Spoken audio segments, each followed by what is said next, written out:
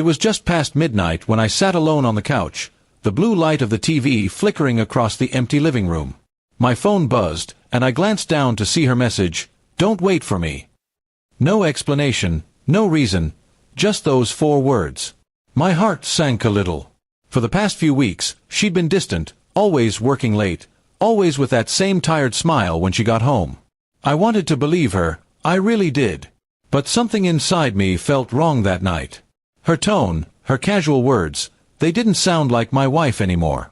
It wasn't just fatigue. It was detachment. So instead of going to bed, I grabbed my jacket, picked up my car keys, and decided to see where this work was keeping her until such late hours. The drive through the quiet streets felt endless. My heart pounded with every passing minute, torn between hope and dread. I reached her office building first, but her car wasn't there. I sat for a while, convincing myself she might have taken a ride home with someone or gone out with coworkers. Still, that gut feeling, the one that whispers when you already know the truth, wouldn't let me rest. So, I drove toward a place I'd once seen her mention in a conversation, a quiet street near a friend's house, on the other side of town. When I turned the corner, I froze. There it was. Her car, parked neatly in the driveway of a house I didn't recognize. The lights inside were dim, but I could see shadows moving. 2 of them. I didn't want to believe it. My hands trembled as I lifted my phone, recording a short video, her car, the house number, the faint silhouettes behind the curtains. My chest tightened as the seconds passed. At that moment, I realized I wasn't recording for revenge or proof. I was recording because I needed to face the truth later, when I'd start doubting myself again. It was 2:30 a.m. when I finally pressed send. The video went to her phone with a single message, "From your driveway." My heart raced as I watched the message status change, delivered, then seen. For the next 10 minutes, silence filled the car. Then, my phone started ringing. It was her. I didn't answer. I couldn't. The sound of her name flashing on the screen felt heavier than any argument we'd ever had. After the 5th call, she stopped. Moments later, a message appeared, "Please, let me explain." But explanations can't fix betrayal. Not when the truth is already staring you in the face through your own windshield. I sat there until dawn, watching the lights inside turn off. At one point, I saw the door open, and she stepped out, startled, nervous, scanning the street like she expected me to be there. She didn't know I was sitting just a few cars away, watching her run to her car like a guilty thief. When she finally drove off, I didn't follow.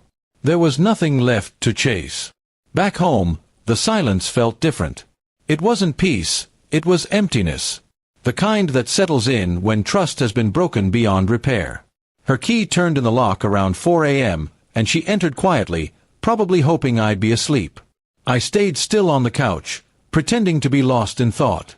She stood behind me for a long minute, her breath shaky. Then she whispered, "You saw, didn't you?" I didn't turn around. "I didn't need to see everything," I said softly. "Just enough." She broke down then, trying to explain, saying it was a mistake, that she felt lonely, that it didn't mean anything. But to me, everything about that night meant something. It meant the end of the man I used to be, the one who trusted her blindly. The next morning, I packed a small bag. No shouting, no dramatic scene. I just told her I needed space. She begged, cried, swore it would never happen again. But I knew forgiveness without trust is like building a house on sand.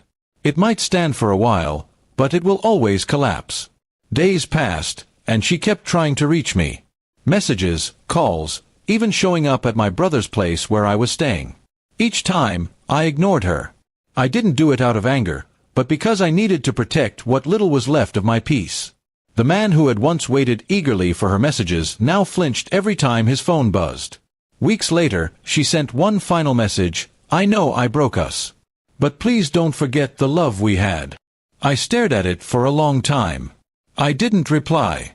Not because I'd forgotten, but because I'd finally accepted that some things, once broken, should stay that way. That night, I deleted the video from my phone. Not out of forgiveness, but to free myself from reliving that moment. I realized the true closure wasn't in proving her guilt, it was in walking away with my dignity intact. Sometimes, silence says everything words can't. And that was the last time I ever waited for her.